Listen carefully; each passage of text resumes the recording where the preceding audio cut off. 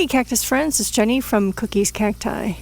So I've got this, well, I call it a Browningia hertlingiana, but I was looking this up online just a moment ago, and it's now considered an Azureocereus hertlingianus.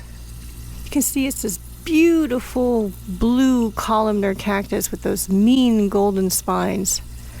But the reason why I'm here today showing you this cactus is because I want to show you something interesting.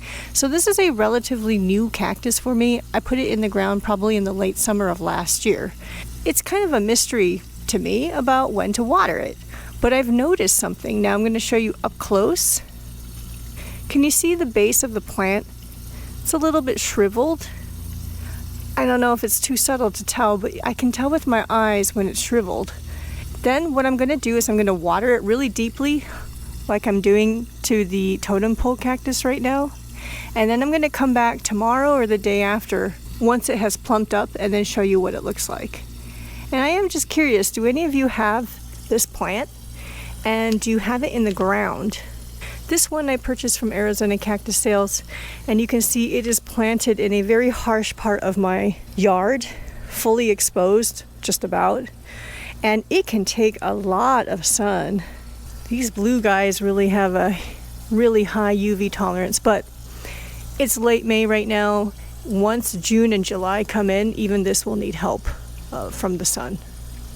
These are a couple of the same type of plant, the Azureocereus hertlingianus or Browningia hertlingiana. I'm already getting confused between those two names. But these I purchased from probably Home Depot or Walmart, one of the big box stores. And they came in those little 2-inch almond plant round pots. And I recently repotted them. And so here's a smaller version of those plants. It's a really cool plant. Maybe this is enough for now. Let's move the hose over to this guy.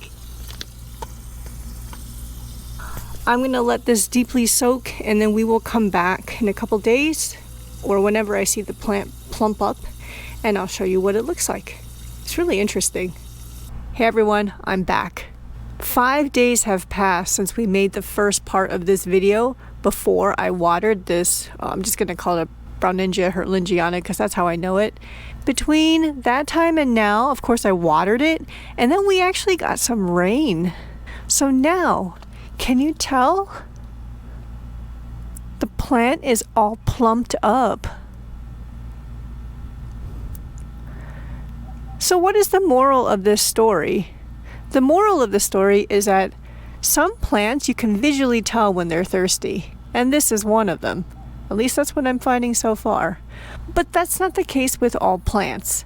Some plants never give a visual indicator that they're thirsty until they're really, really thirsty. But some of those, if they're not too spiny, you can do the squeeze test, which is what I do for the totem pole cactus. This guy, Tom the totem pole cactus, I go and I squeeze. You can see right now, I don't know if you can tell, it's super firm because 5 days ago, I watered this guy. But when it gets thirsty, you can't really see it starting to deflate, but you can feel it. So here's an example of a plant that you can squeeze. And here's an example of a plant that you can look at and kind of tell. Look, my copiapo is about to flower. By the way, here are some more plants that can be squeezable to know when they need water. Astrophytum. I mean, once you get to know your plants well, you could probably tell when they're thirsty just by looking at them. But these I will look at and then I will squeeze. Here's an example of plants that I cannot squeeze. These are my saguaro babies. I have to rely on just looking at them. And you can kind of tell at the base of the plant, you'll start to see some wrinkles show up. But I mean, overall, these are still a mystery to me of when they need water. I just kind of err on the side of dry and prefer to underwater rather than overwater. So it's just guessing. I don't know if that was helpful to anybody, but there you have it. So happy growing, y'all. Take care. Bye-bye. Okay, let's go find Cookie because I have an update on her.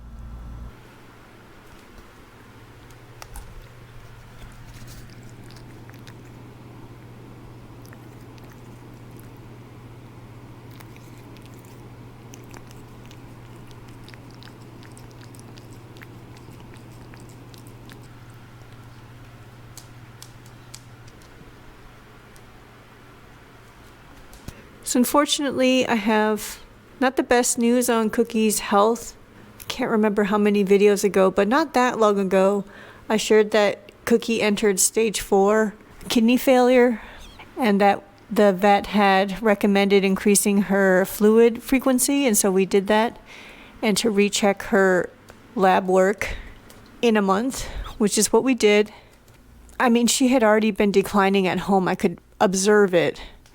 So I knew that the results were probably not going to be good on the recheck, and indeed it was not. So Cookie, according to her numbers, is now in end-stage renal failure.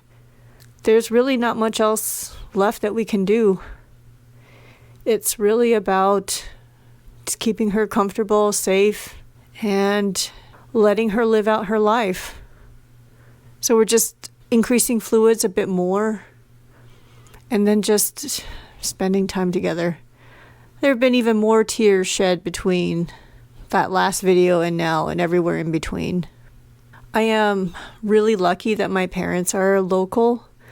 So every time I feel like I'm about to have some panic attack at night, I just call them and they come over and stay with me. And that's been helping a lot. I'm so lucky to have them here for this.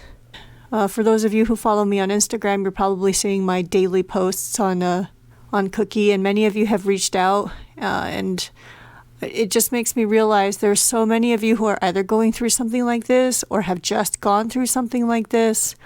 You know, like, you all know pet parenthood so well, and that sense of community really does help as well.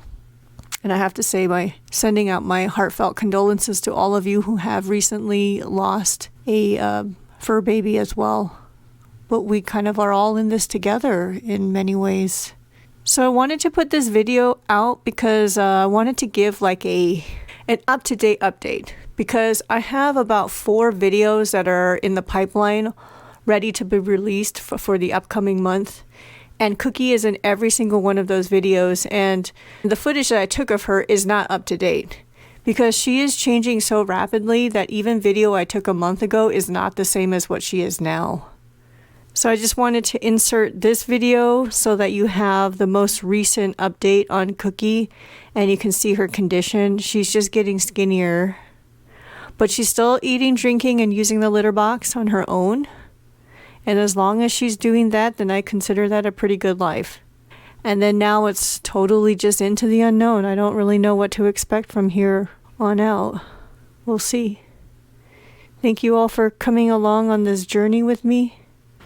And then here's what's happening for that giveaway from our 3-year anniversary video. There's way more than 10 envelopes here, as you can tell. So happy growing, y'all. Take care. Bye-bye. We love you, Cookie.